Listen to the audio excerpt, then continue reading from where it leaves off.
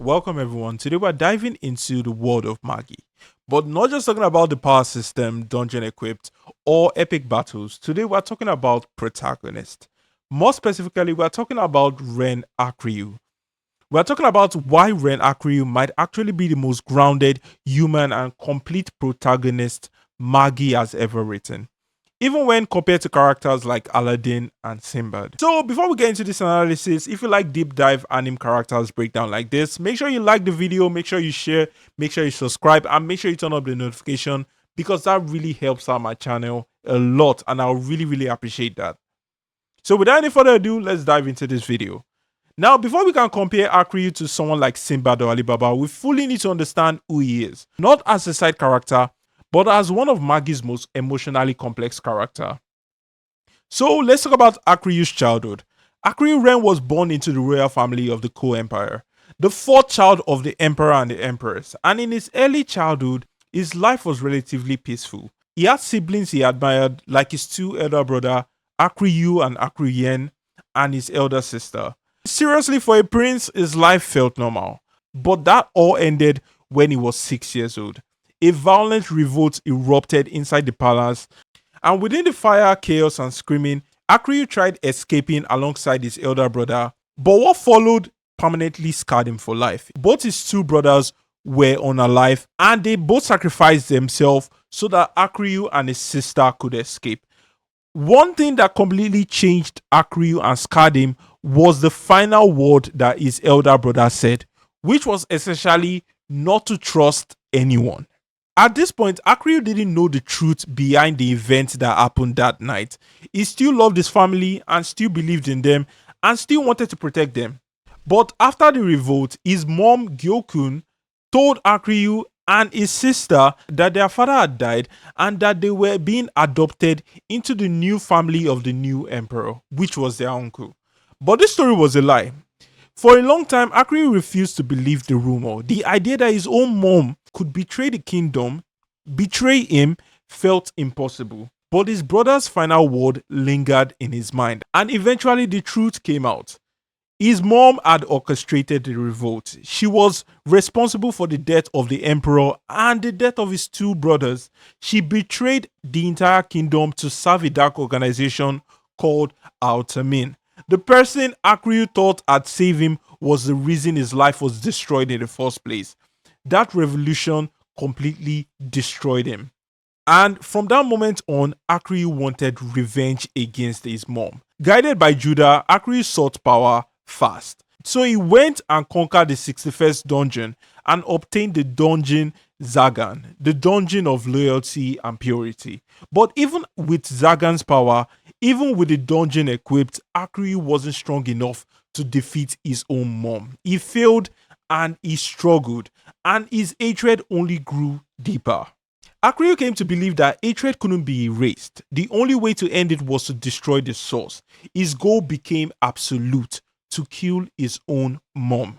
Eventually, Hakuryuu confronted his mom again with the help of Judah and with the help of actually acquiring a second dungeon equipped. And he was successful in finally unaliving his mom. But that victory brought no peace. After beheading his mom, Hakuryuu was left with nothing but emptiness. The revenge that had driven his entire existence didn't heal him. It didn't make him whole. It left him hollow. This is one of the most brutally human moments in Magi because the story doesn't glorify it. It doesn't reward it. It even punishes Hakuryuu's action.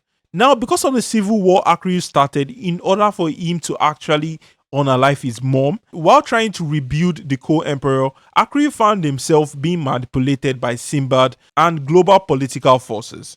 He had achieved his revenge, but yet he felt powerless. He felt used, he felt lost, and he started questioning what justice really meant. Now, through conversations with his stepbrother, Aladdin and Marijuana, and other people, Hakuryuu slowly began to change. Not because somebody lectured him, not because destiny intervened, but because he realized something on his own. Hatred wasn't the answer. Justice and compassion didn't require destruction.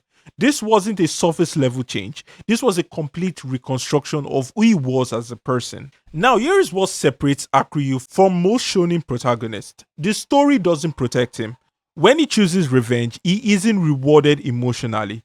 When he crosses moral line, people don't excuse it. When he doubts himself, the narrative doesn't push him forward anymore. He fails fundamentally. His worldview collapses. His identity fractures, and there is no immediate comeback. He doesn't rebuild by training harder. He rebuilds himself by reevaluating everything he believed in. That's not growth gotten by power. That is personal reconstruction, and that is growth gotten by somebody that is willing to accept his failure and willing to actually evolve as a human being. Now let's talk about Alibaba, and here is a hot take that I want to say. I feel that Alibaba is really carried by the narrative of Magi. He's really carried by the plot of Magi. Alibaba is a good character, is kind, is moral, and is well intentioned. But the difference lies in how the story treats him. Whenever Alibaba reaches a point where failure should permanently change him, the narrative intervenes. His growth often comes through external salvation. Aladdin, Among, Kazim, and even other dimensional entity. When he loses to Hakuryuu, instead of living with the fallout, he is removed from reality. He is given time to reflect and becomes the only person capable of escaping that particular dimension that he's currently in. His failure doesn't isolate him, it elevates him. Alibaba grows because the world wants him to. Alibaba grows because the world waits for him. Now let's talk about Sinbad. Now to me, I feel that Sinbad is a protagonist of destiny. Sinbad honestly is a fascinating character. From birth, Sinbad was literally the protagonist of his own story, a singularity, a bearer of King David's will, a person loved by magic. Sinbad didn't struggle to become great, he struggled with what to do with greatness. Failure didn't humble him, it radicalized him. And there is a particular chapter I love in Magi, and that is where Sinbad and Hakuryuu have a conversation in the secret palace. And you can see that someone like Sinbad really didn't expect much from someone like Hakuryuu. We can see that essentially Sinbad was looking down at Hakuryuu, saying that he didn't really expect him to be part of the people that would even come to the secret palace. And this just shows the complexity between Hakuryuu and Sinbad as a character. Sinbad is somebody that is chosen by fate, while Hakuryuu is just a normal human being that was actually able to rise above all of the messed up things that he experienced as a child. Essentially, Hakuryuu was a broken child who eventually transformed into a broken adult, and at a point had to reevaluate himself and reconstruct himself to become a complete person. So, here is my question. Is Hakuryuu Ren the better protagonist? Well, to me, when we ask whether Hakuryuu Ren is a better protagonist, the answer depends entirely on what we value. If a protagonist is defined by changing the world, well, Sinbad wins. If a protagonist is the embodiment of hope and inspiration, then we can see that Alibaba wins. But if a protagonist reflects real human struggle, makes irreversible mistakes, and grow without destiny protecting them, then Ren Hakuryuu stands above both. He doesn't get the girl, he doesn't become the king, he doesn't become a god, he becomes honest. And in the world of gods, dungeon, and prophecy, that honesty is what makes Hakuryuu Ren the most complete protagonist.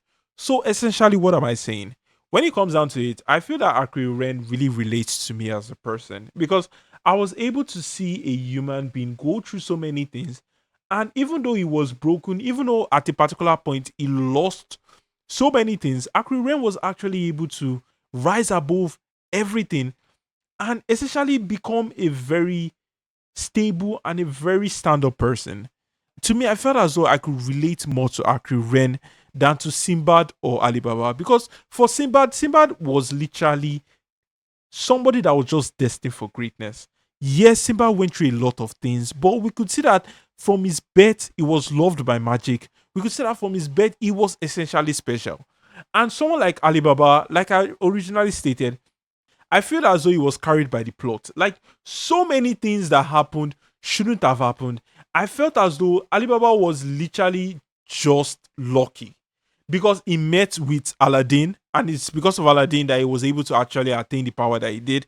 Even his battle with Hakuryuu Ren, he escaped death, which honestly pissed me off. Like I just don't like the fact that he was teleported to another dimension, and magically he was literally the only person that could escape that dimension. Really, really pissed me off. So that's why I said that this guy is just carried by plot. But when it comes down to it, this is just my opinion and this is just my thoughts. I would love to hear your opinion down in the comment section. So remember, if you like this video, you know what to do. Make sure you like, make sure you share, make sure you subscribe. I'll really, really appreciate that. And without any further ado, guys, I will definitely see you guys later.